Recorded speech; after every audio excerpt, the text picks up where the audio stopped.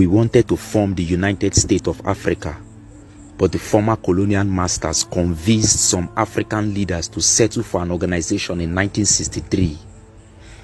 It was in Addis Ababa, Ethiopia. The newly independent African countries were grouped into 3 different blocks: the Casablanca, the Moravian, and the Brazzaville.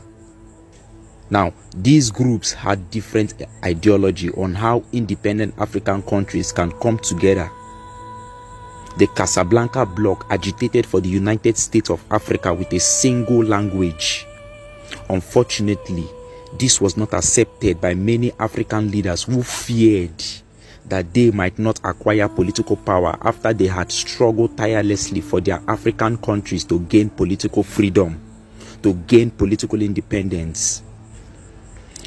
It was these leaders who kicked against the idea and settled for the formation of the Organization of African Unity, which is OAU. This decision was one of the major factors that has kept Africans completely disunited, especially at the international level today. Did you know that the likes of late Kwame Nkrumah of Ghana and late Gaddafi of Libya have argued bitterly in Ethiopia of the benefit of having all African nations under one political leadership? African newly independent leaders were convinced to embrace statehood and rule as presidents in their African countries. Little did they know that this is mainly for the economic interest of their former colonial masters, who still want African countries to be economically colonized forever.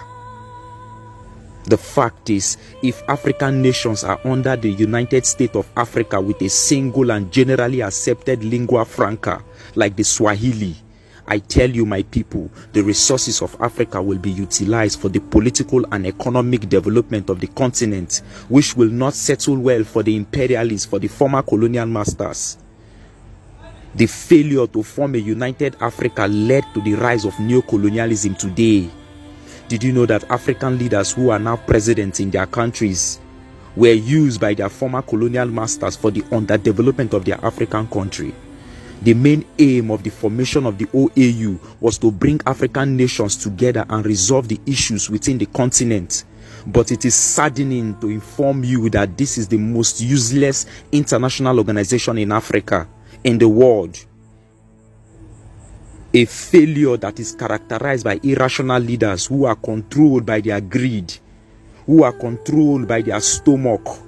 They cannot even speak in international organization because the leaders of the organization is owned by their creditors, like the World Bank, like the IMF.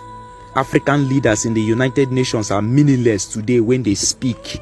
They only go there to take pictures.